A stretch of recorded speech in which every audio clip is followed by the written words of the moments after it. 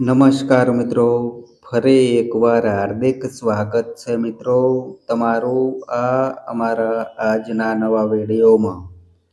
મિત્રો, આપણા કુળને રક્ષણ કરનારી દેવી એટલે કુળદેવી.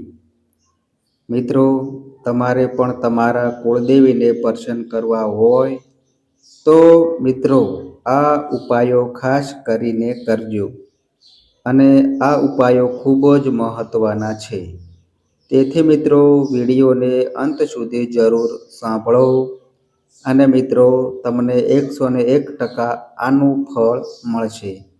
અને મિત્રો હજુ સુધી તમે આ અમારી ચેનલ પર નવા છો તો આ વિડીયોને અત્યારે એક પ્યારી લાઈક અને શેર કરી ચેનલને પણ સબસ્ક્રાઈબ જરૂર કરી દેજો. અને મિત્રો કોમેન્ટ બોક્સમાં તમારા કુળદેવીનું નામ અવશ્ય લખજો. તો ચાલો મિત્રો હવે વિડીયોમાં આગળ જાણીએ. તો મિત્રો આપણા બધા જ લોકોના એક કુળદેવી અથવા તો ઈષ્ટદેવ હોય છે. આપણે કોઈ પણ ધર્મ પાળતા હોઈએ, આપણે ભગવાન શિવને માનીએ કે કૃષ્ણ ભગવાનને, બધાના પોતાના ઈષ્ટદેવ હોય છે. પરંતુ સનાતન ધર્મનું મૂળ એ મહાદેવ છે. તે આપણા આખા કુળનું રક્ષણ કરે છે. મિત્રો, કુળદેવીને જો પ્રસન્ન કરવા હોય તો આ 5 ઉપાયો અવશ્ય કરવા. અને મિત્રો જ્યારે કુળદેવી પ્રસન્ન થાય છે ત્યારે આપણા બધા જ દુઃખનો અંત આવે છે. તો મિત્રો આપણા જીવનમાં ઘણા અનુભવો થાય છે. કોઈક વાર તે અનુભવ ખાટો અથવા તો મીઠો અથવા તો કોઈક વાર કડવા અનુભવ પણ થાય છે. અને આ તમામ દુઃખમાં આપણે આપણા કુળદેવીને યાદ કરીએ છીએ. મિત્રો, આપણા કુળદેવી કોણ છે તેની આપણને ખબર હોવી જ જોઈએ. અને મિત્રો આપણા બાળકોને પણ એનું જ્ઞાન હોવું જ જોઈએ કે આપણા કુળદેવી કોણ છે, આપણા ઈષ્ટદેવ કોણ છે અને મિત્રો આપણું ગોત્ર કયું છે. પણ દુઃખની વાત એ છે કે આજના દીકરાઓને આપણે પૂછીએ કે તમારા કુળદેવી કોણ છે તો મિત્રો તેને કોઈ જ ખબર નથી હોતી.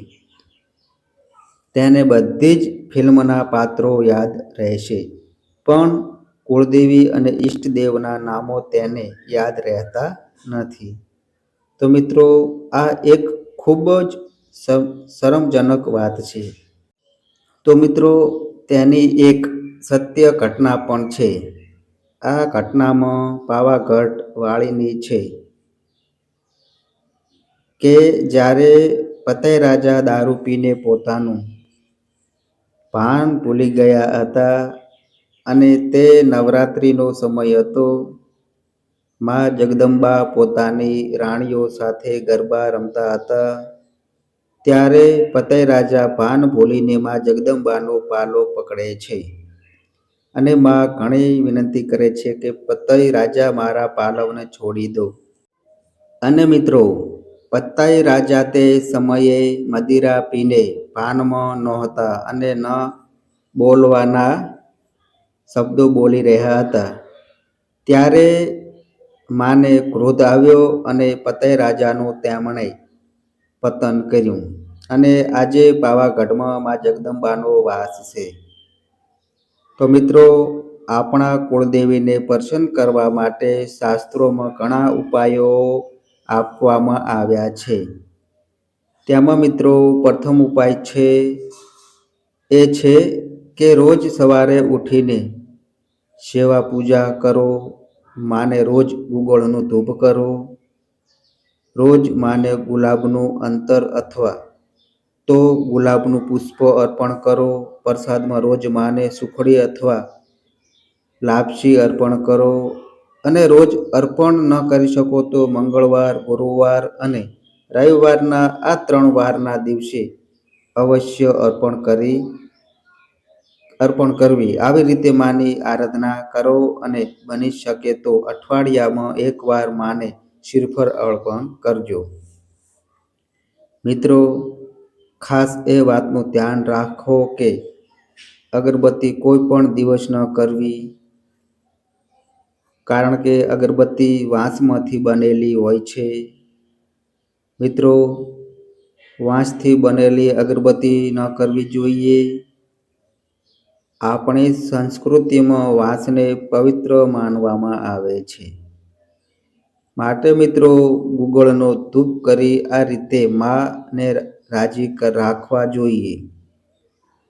તો મિત્રો, આમ કરશો તો માં અવશ્ય પ્રસન્ન થશે અને તમને સાચું સ્વરૂપ સપનામાં બતાવશે. મિત્રો, માં સાચું સ્વરૂપ સપનામાં જ બતાવે છે. તેની પાછળ પણ એક કથા રહેલી છે. મિત્રો, એકવાર પરેદી, કાળિયા ભીલ અને માં જગદંબા વાતો કરતા હતા.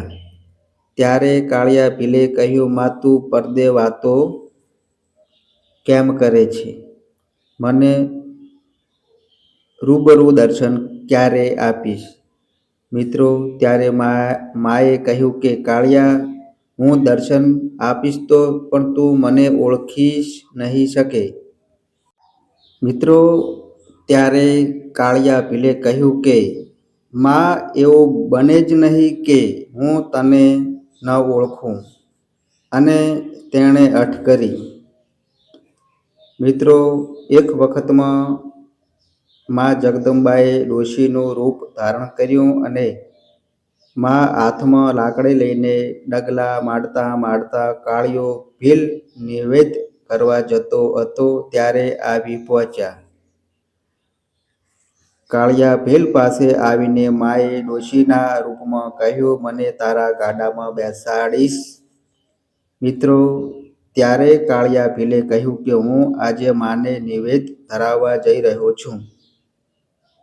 અને જો હું તને મારા ગાડામાં બેસાડીશ તો એ તારા રુધિરથી અભડાઈ જશે.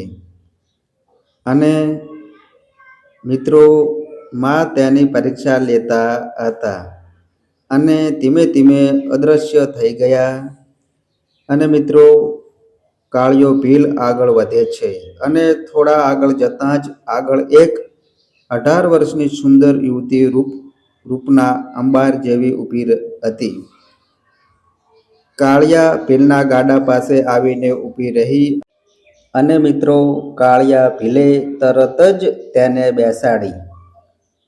થોડા આગળ જતાં કાળિયા ભીલની મતિ થોડી ભ્રમિત થાય છે. અને મિત્રો, કાળિયો ભીલ માની મસ્કરી કરે છે.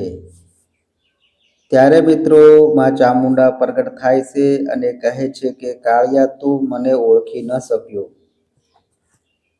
મિત્રો, આમ ભગવાન આપણને ઘણા સંકેતો આપે છે, પણ મિત્રો, આપણે તેને ઓળખી શકતા નથી. બધા જ દેવી દેવતાઓ સરખા હોય છે, પણ આપણા કુળદેવી એ મહત્વના છે. આપણે કોઈ પણ જગ્યાએ આપણા કુળદેવીને યાદ કરવા જોઈએ. જો મિત્રો, તમને આ અમારો આજનો વિડીયો પસંદ આવ્યો હોય તો મિત્રો, વિડીયોને એક પ્યારી લાઈક કરજો અને તમારા મિત્રો સાથે શેર કરજો. અને મિત્રો, કોમેન્ટ બોક્સમાં તમારા કુળદેવીનું નામ અવશ્ય લખજો. તો બસ મિત્રો, આજે આટલું. ફરી મળીએ એક નવા વિડીયો સાથે. ત્યાં સુધી બધાય મિત્રોને હર હર મહાદેવ.